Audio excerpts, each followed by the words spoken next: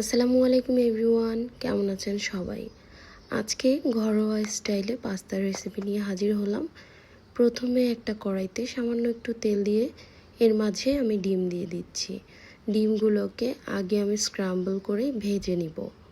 তো আমি এখানে 3টা ডিম নিচ্ছি, কারণ আজকে আমি 500 গ্রাম পরিমাণ পাস্তা রান্না করছি। সামান্য একটু লবণ ছিটিয়ে দিলাম আর উপরে দিয়ে দিচ্ছি ব্ল্যাক পেপার। লবণ আর গোলমরিচ দিয়ে এভাবে ডিম যদি স্ক্রাম্বল করেন সেটা কিন্তু খেতে খুবই ভালো লাগে।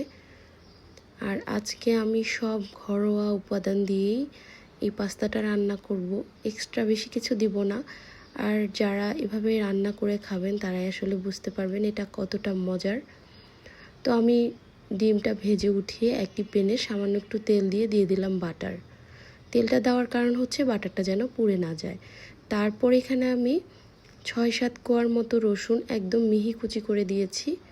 তারপর দিয়ে দিচ্ছি পেঁয়াজ কিউব করে কাটা, দিয়ে দিচ্ছি কাঁচামরিচ কুচি, 1 চা চামচ দিয়ে দিলাম সাদা এবং কালো মিক্সড গোলমরিচের গুঁড়ো, দিয়ে দিচ্ছি স্বাদ অনুপাত লবণ। স্বাদ অনুপাত বলছি এই কারণে যে আমি এখানে সস ইউজ করব, তাই প্রথমে 1 চামচ দিয়েছি, এরপর যদি লবণের প্রয়োজন হয় তারপর আমি অ্যাড করে দিব। এখন আমি দিয়ে দিলাম ছোট ছোট করে কেটে রাখা চিকেন দিয়ে এভাবে আমি নেড়ে চেড়ে নিচ্ছি। আপনারা চাইলে চিকেনটা স্কিপও করতে পারেন, শুধু এগ দিয়েও এই পাস্তাটা রান্না করতে পারেন। 2টো পাকা টমেটো কুচি করে আমি এখানে দিয়ে দিলাম। তারপর একটু নেড়ে চেড়ে রান্না করে নিব। এখন আমি এখানে দিয়ে দিচ্ছি টমেটো কেচাপ। আমি এখানে টমেটো কেচাপ দিয়েছি 6 টেবিল চামচ, যেহেতু আমার পাস্তার পরিমাণটা বেশি। তো আপনারা আপনাদের পাস্তার পরিমাণ অনুপাতে টমেটো কেচাপটা বাড়িয়ে কমিয়ে দিতে পারেন। দেখুন কত সুন্দর একটা কালার এসেছে। এখন এই সবগুলো উপকরণকে কিছুক্ষণ আমি নেড়ে চেড়ে একটু কষিয়ে নিলাম। তারপর এখানে পাস্তা দিয়ে দিচ্ছি। পাস্তা অল্প কিছুটা দিয়ে আমি নেড়ে চেড়ে নিচ্ছি যেন নিচের মশলাটা পুড়ে না যায়। তারপর আমি সবটুকু পাস্তা দিয়ে দিয়েছি। আর পাস্তা কিন্তু প্যাকেটে গায়ে যে লেখা থাকে ওই টাইম অনুসারে বয়েল করে নিলেই হয়। পাস্তা বয়েল করার সময় আমি কিন্তু পানিতে একটু লবণ এবং দিয়ে দিয়েছিলাম একটু সয়াবিন তেল।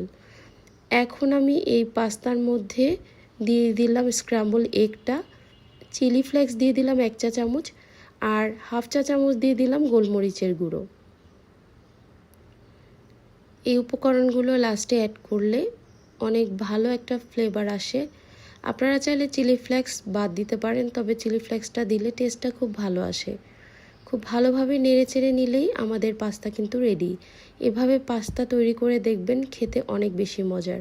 আমি কিন্তু বিকালের নাস্তায় যেভাবে এরকম পাস্তা করে সার্ভ করি, তেমনি এখন ইফতারি টেবিলেও এই পাস্তাটা রাখি। সবাই ভালো থাকবেন। আল্লাহ হাফেজ।